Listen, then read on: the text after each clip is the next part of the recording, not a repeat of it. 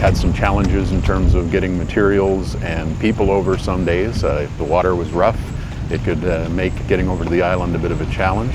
It's one of the very first examples of reinforced concrete being used in this area. It dates to back around the early 1900s. One of the challenges was, typically when we're designing bridge repairs, it's very straightforward, straight lines, walls, that sort of thing. And here we have some very decorative elements. We weren't trying to restore this bridge so that it looked brand new. We didn't want to obliterate all of the detail from the original historic construction. And so, where some of the decorative balusters were just crumbling and disintegrating, obviously we had to replace those. But wherever there were elements that may show some deterioration but still had a fair bit of service life to them, we just left them alone and tried to restore the look of the bridge so that it was structurally sound, but still showed the original construction wherever possible. Well, it was our first investment in Fort City, and after doing one in Fort City, we decided to keep buying and developing on the street. It was an extensive renovation. We don't know what was holding up the roof. We don't know what was keeping the front facade from falling onto the street. There is a lot of layers that had to be peeled back and a lot of problems we had to solve. This building, that for sure, it would have been way cheaper just to tear it down and start from scratch, but there's a lot of elements that were retained, and the owner and the developer were really specific about retaining a lot of the elements that we could, existing original floors, existing original interior brickwork, framing, roof framing, exposing a lot of the structure. Because there is a beauty in the existing structure, and especially these old heritage buildings, because they used material that was, for lack of a better term, kind of native to the area. You really get to see a sense of what the clay that they were mining locally, the type of wood that they were bringing in, certainly the aggregate and floors and things of that nature that you would never ever get if you rebuild it from new. I mean, a lot of this work, this type of work just isn't even done anymore. To try to find contractors that would do terrazzo flooring or interior brick work, it would be really be tough. We were just wanting to basically kind of make our mark, and we thought if we could pick a building that was in disrepair, first of all, probably economically it would be less expensive than building something new at the time, but also we could sort of transform that building and maybe help to clean up a bit of that area. And actually, coincidentally, as you see on this street, since we've done this project, there's been a number of other projects started and finished that are kind of doing similar things. The exterior brick was a complete restoration. It is the original brick to the building. The windows were all replaced with new technology to meet energy requirements and codes. So there's a lot of exposed features, and instead of just covering a concrete block wall or a floor system on the main floor, exposed ceiling structures and that sort of thing, we kind of went with that tech industrial look.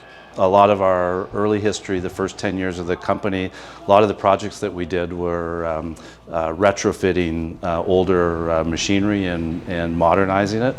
And this building kind of represents some of that first 10 years of our history. I think the tech and the modern aspect of the building kind of represents where we're going and the kind of company that we are today, and the type of work that we're doing in the future, creating new automation solutions for our customers. The Portland mortar, I don't think there was a good understanding back in the 80s when they did this renovation to replace the existing limestone mortar with Portland mortar. The Portland mortar is a much harder mortar, and it actually is harder than the limestone and the sandstone that exists on this building. So what happens is the sacrificial part of a massed wall construction building like this should always be the mortar joints. But when they replaced that mortar to a Portland mortar in the 80s, the sacrificial part of the wall became the stone itself. So all the stones started cracking and spalling. So as a measure to prevent that from further deteriorating the building, we switched it back to the original limestone mortar. One of the things that we really find important about our built heritage is that, as far as I'm concerned, your built heritage is an expression of the aspirations of the time. This building is unique for that reason, because over time, various interventions in the building kind of clouded that reading of the chronology of time of this building, such that you couldn't really tell when the different pieces were put together.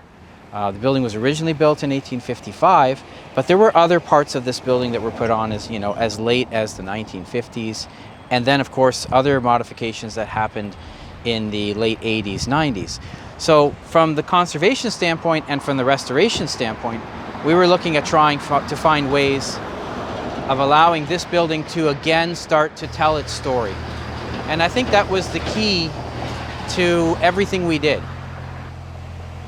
This would be a 10 out of 10 in terms of how challenging a project gets when it comes to roofing.